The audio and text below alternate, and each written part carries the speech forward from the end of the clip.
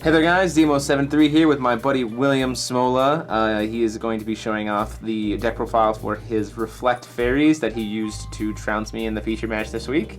Will, so what pushed you towards Reflect Fairies? I really liked the versatility of it, especially in a format where there's only like one color stones. The Fairies and Memoria really helps, and Titania is like my favorite card in the world. Okay, cool. So obviously your ruler is Reflect. We saw in the feature match a lot that you were using a lot of the untap trigger. Yeah. I basically only use Reflect for untap and the filtering thing. Rarely do I use the +2/+2 pump unless I'm going for a game. Unless you're going for lethal that turn. I'm going for lethal that turn. Okay. That's basically the only time I do it. And sometimes if games get out of hand, I like to judgment very early. Okay. Yeah, okay, cool. So let's, we don't really need to talk much about Reflect. If it's Reflect, it does what it does. So let's go ahead and go into the stones. So what are we doing here? So there's obviously 4 Fairies Memorias. Okay. Obviously really great to filter. Lots of cool stuff. Okay. And they naturally produce light, right? Naturally produce light, so all of my light spells, like you'll see Circle of Trust, like it really helps with it, as well as just with any fairy. Okay, yeah. And then we play 4 First Flights, really good to filter in the greens and then produce what fairies that I want if I don't get into Fairies Memoria. Okay, yeah, absolutely. If I don't get into Fairies Memoria, the game goes a lot slower and I can get outpaced.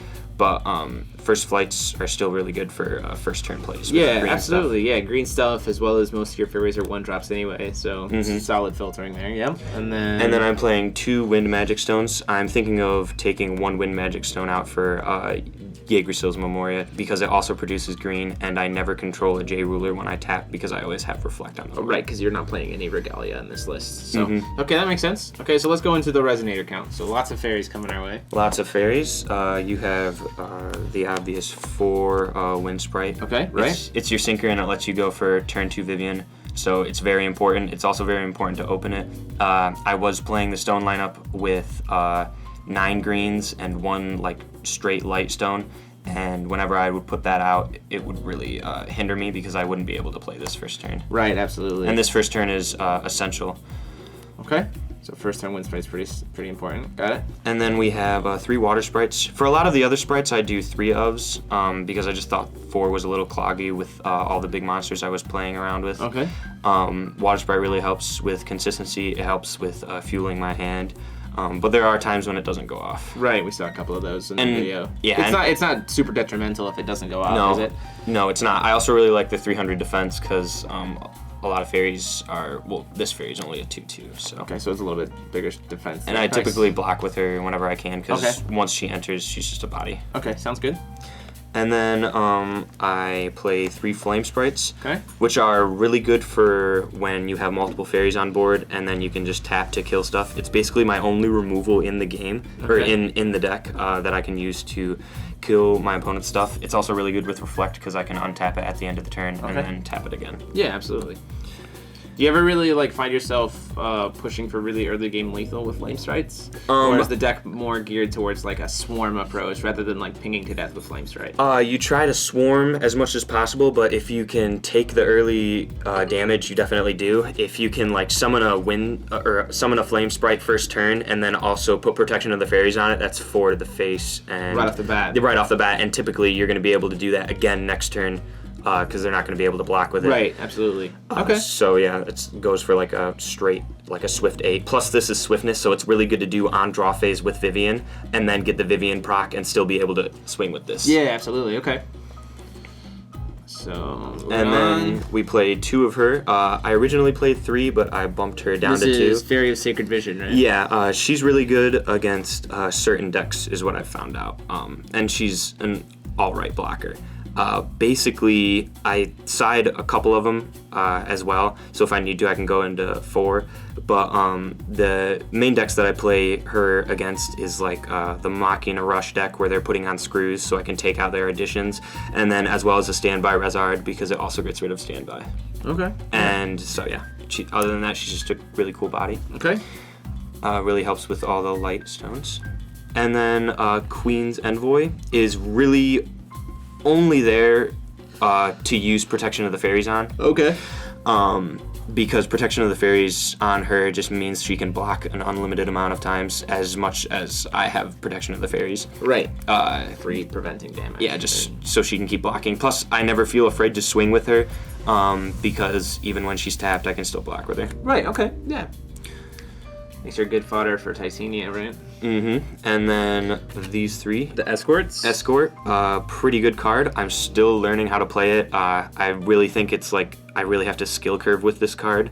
Yeah, it's a pretty skill-intensive card. Yeah, because I really don't know how to play it too well, other than leaving the one green stone up for either Wall of Winds or this is really nice. Okay. And then one Black Moon's Fairy, just for recursion. I was running 2 of these, but I think one is all right. Yeah, enough just to get the one combo piece that I need in Grave. Right. Okay. And then triple Oberon. I was originally running 4 Oberon too, but I thought it was a little cloggy, and Oberon's only really good when you have Viviane out, so you can proc stuff. Quick casting Fairies is really cool, as well as like quick casting Titania's is really, really strong. But if you don't have the Viviane, you're just like summoning stuff on your opponent's turn. So. Okay. But I think it's really cool, the quick cast effect. Right. And it's super cheap, only 2 for a 6 defense. And then the main card, Viviane, running 3 of. Potentially might run 4, just because it's so amazing. And turn 1, you have to open up Wind Sprite and Viviane. That's basically just sets you up to close out the game pretty fast. Yeah, close out the game very fast, especially with all the procking stuff. And if you open up a Flame Sprite, that's even better because you can proc twice during your turn. Okay.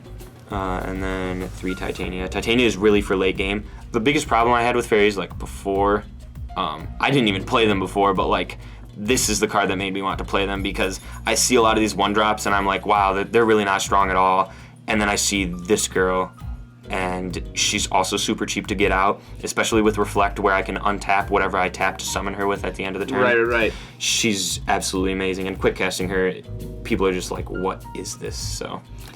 Okay. And then her +2/+2 buffs are really cool too. And I run 4 Circle of Trust. Okay, so moving into the spells now. Yeah, Circle of Trust. I really like to play a deck that has a lot of searchability, and search for any of the fairies, right? Mm-hmm. Especially if I'm playing Yggdrasil, where I'm only tapping for stone every single turn. Circle of Trust is really good, just because it lets me utilize my stones instead of leave them there. Right. And then I can search for basically anything in the deck. And also, it's +4/+4 can help me close out games. Right, absolutely. Then I play 3 Wall of Winds. Typically side it out if people see that I play it game 1, because if they see it, then they know it's there, so they're gonna be able to play around it. Yeah, I make them play around it, but it's like I said, it combos really well with Escort. Yeah. And then the 2 Interdimensional Escapes. Okay, so this is an interesting choice. This is really just for the format. I'm really scared of Kaguya Bunnies and Machina, because like I can't do it. I can't do anything against Machina except fly over them and try and kill them before they kill me. Right. So I think Interdimensional Escape's really good against them, especially after they J-activate. They don't really have too much recursion. Okay. Plus, this is an instant, and I just like having a lot of instant stuff like Oberon, and this is really cool just to do during your opponent's turn. Yeah, absolutely. When they've like tapped out a lot of their stuff. Yeah, mess up their plays. And then we play the 3 Protection of the Fairies, which, like I said, is really good for the first turn Flame Sprite, and then putting this on top of it. It's also really good to protect with your Viviane and just basically anything. Yeah, okay. Free stat pumps, free protection of damage. It's good stuff. Mm-hmm. Awesome. Well, thank you so much, Will. Let us go ahead and let us know down below, guys, what you think of the deck list. Go ahead and leave a comment, like and share, and subscribe as always. But until next time, guys, this is DMO73, and Will signing off.